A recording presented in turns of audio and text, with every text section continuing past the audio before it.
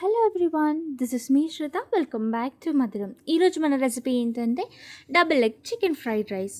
Same street స్టైల్లో ఉన్నటువంటిది, కానీ ఎక్స్ట్రా సాసెస్, ఎక్స్ట్రా కెమికల్స్ అలాంటివి ఏవి యూజ్ చేయకుండా చేసిన ఇంట్లోనే double egg chicken fried rice ఎలా చేయాలో చూసేద్దాం. ముందుగా చికెన్ మ్యారినేషన్ ప్రాసెస్.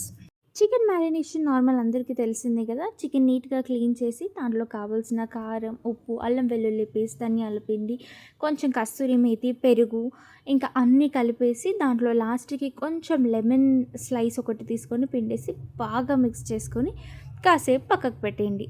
కాసేపు అయిన తర్వాత ఒక 10-15 మినిట్స్ పక్కకు పెట్టిన తర్వాత ఒక ప్యాన్ తీసుకొని దాంట్లో ఆయిల్ వేసాక ఆయిల్ కొంచెం హీట్ అయ్యాక ఇంతకుముందు బాగా మ్యారినేట్ చేసి పెట్టుకున్న చికెన్ని అందులో ఆల్రెడీ మనం చిన్న చిన్న పీసెస్గా కట్ చేసుకుని పెట్టుకుని ఉంటాం కదా, ఆ చికెన్ని బాగా ఫ్రై చేయండి. బాగా ఫ్రై చేసిన తర్వాత భయపడద్దు, అది మాడిపోలేదు, కొంచెం ఓవర్ ఫ్రై అయింది అంతే. ఆ ఫ్రై చేసుకున్న చికెన్ని పక్కకు పెట్టుకొని ఒక 2 ఎగ్స్, నేను ఒక 2 పీపుల్కి మాత్రమే చేస్తున్నాను, అందుకే 2 eggs and 250 grams of chicken తీసుకున్నాను. ఆ 2 ఎగ్స్ సాల్ట్ అండ్ పెప్పర్ వేసి జస్ట్ నార్మల్ టోస్ట్ చేసుకోండి.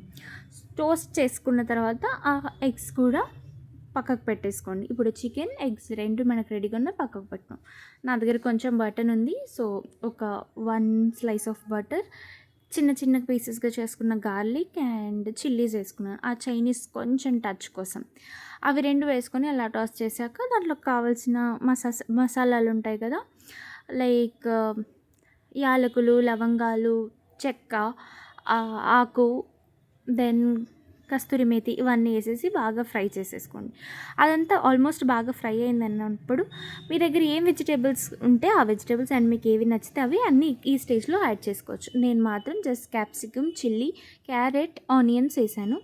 ఈ స్టేజ్లో మీకు ఏమైనా సాసెస్ నచ్చితే అవి వేసుకోవచ్చు, కానీ I will skip it, I want healthy food, so నేను స్కిప్ చేస్తున్నాను. కరివేపాకు, అల్లం వెల్లుల్లి పేస్ట్, సాల్ట్ వేసేసి కలుపుకున్నాను. ఇవంతా బాగా కలిపాక ఆ మసాలాలు అన్నీ బాగా దానికి పట్టినాయి, వెజిటేబుల్స్కి పట్టినాయి అన్న స్టేజ్లో ఇప్పుడు మనం ఇంతకుముందు ఫ్రై చేసి పెట్టుకున్న చికెన్ అండ్ ఎగ్స్ కూడా ఇందులో వేసి కలుపుకోవాలి.